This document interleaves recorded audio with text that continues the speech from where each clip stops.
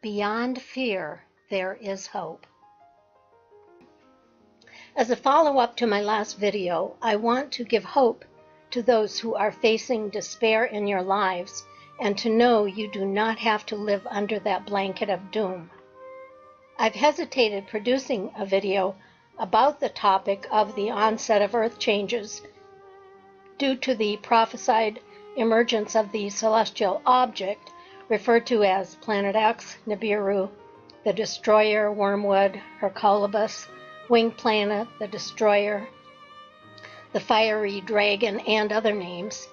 However, recently I have felt an uneasy, rather free-floating anxiety due to blocked goals or frustration over Nostradamus' warnings, Bible prophecy, ancient artifacts and texts, dreams and remote viewings of catastrophic events that are coming. And as time goes by, I sense an apathy blanketing the watchers and truthers and those who are awakened. It seems the apathy is nearly inducing a catatonic state in many individuals. Many who believe these prophecies, dreams, and visions have been ostracized from family and loved ones, including me. And it's because of this feeling of being alone that I will try to offer some helpful information to allay the feeling of despair that we are feeling. Anything that happens tomorrow or thereafter is conjecture. That is a given. As the saying goes, the only two things that are certain in life are taxes and death. So I qualify that my statements in this video are just that, conjecture. But I do hope it offers solace to at least some of you to be able to face the future with hope and optimism and enthusiasm. I have always defined fear as lack of knowledge. So let's try to expand our knowledge to lessen that fear that is eating away at our contentment. I've been investigating the coming apocalypse, predicted apocalypse, for several years now. Excuse me. And my concern has been thwarted by date setting by many, and whose dates have come and gone to no avail. As I think back, a few predictions that give comfort because they are based on an ordered series of precedent events, rather than a single event or the date of an event. Although what I'm going to tell you is still about predictions and prophecies, but for me, it gives something tangible to reduce my constant fear that every time the lights flicker, I think the electromagnetic pulse has happened, or the coronal mass ejection has destroyed our electric grid, or maybe the Russians have detonated a nuclear bomb in just the right place and altitude to destroy our electric grid. And I'm tired of living under the duress of that possibility.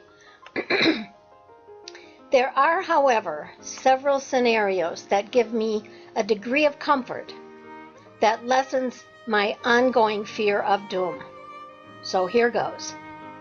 Some of you might be familiar with Major Ed Dames. He is a well-known remote viewer. That means one who can project himself or herself to a specific place and time and see what is happening. So it is a predictive process, but under the rules of scientific analysis, and that gives it some degree of credibility. Mr. Dames has remote viewed the future and has seen what he calls the kill shot event. From what I believe, that is going to be a coronal mass ejection that destroys the Earth's electric grid. But what he saw in that event was preceded by a series of other events. One is a nuclear event on the Korean Peninsula, and another is a space shuttle or similar craft being forced down due to a meteor shower. I personally believe that we have the collective power of consciousness to change the future. Awakening is part of that process. Substituting peace and love over war and hate is part of that process. And I've posted a video titled, "Will It Be War or Peace?" And I'll link that in the description. And it talks about how the power of thought overcomes adversity. In addition, I'll put a link to an article that does a good job of explaining Ed Dame's predicted kill shot event in more detail. Okay, so let's move on to the second predicted sequence of events that will warn us of impending cataclysm. Mr. Chris Thomas Wakefield has posted a very informative YouTube series that gives much information about safe places to relocate to prior to the geophysical pole shift that he and many others believe will happen sometime in the future. In addition, Mr. Wakefield has developed a map that pinpoints a series of geophysical events like mega earthquakes and volcanoes, and also gives the sequence of the timing of those events, and they are all precursors to the pole shift. And here is a map that shows the 11 points of locations where these events will happen. And he calls each one of these earth changes, and they are all to occur in order prior to the geophysical pole shift. And it seems these events could be either earthquakes or possibly volcanoes. The last event is going to be a mid-Atlantic ridge, either pole shift, or that's going to be an earthquake or volcano or some change. And Chris has also posted a really good video about the Earth wobble that explains the electromagnetic features of that mid-Atlantic ridge and how that will be in play during the pole shift. And I will also put that link to his video in the description. The event prior to that event on the mid-Atlantic ridge is in his chart here, his graph. He numbers it 9 1/4. And that appears to be located at or near the San Andreas Fault Zone in Southern California. Then number 9 is near the New Madrid Fault Zone, in the middle of the country. And apparently a significant earthquake will occur at both of those fault zones. And prior to that, it looks like it's in Japan and so forth as you go down the numbered system. So if his projections are correct, we haven't seen the events yet leading up to the pole shift, which I believe will be that cataclysmic event that puts us back into the Dark Ages. So none of that has happened yet. The next person I want to talk about is a respected Chilean astronomer named Carlos Muñoz Ferrada. And he discovered what he called the comet planet, and he named it Hercobulus in the early 1970s. And he called it the comet planet because it has the mass of a giant planet, but it has a tail. I quote the Cosmic Artifact Research website that talks about Carlos Ferrada. I quote here, "He also discovered new comets and planets, deciphering their trajectories, mass, brightness, color, coordinates, orbital motions with amazing accuracy. And this was before being seen by the large modern telescopes in the world." And I will also put a link to that full article below. In 1999, at the age of 90, Mr. Ferrada broke his silence and spoke about the coming of Hercobulus. And I quote again. He says, "Soon events will take place that will allow Hercolubus to be seen with the naked eye. The body will not go unnoticed. Everyone will see it.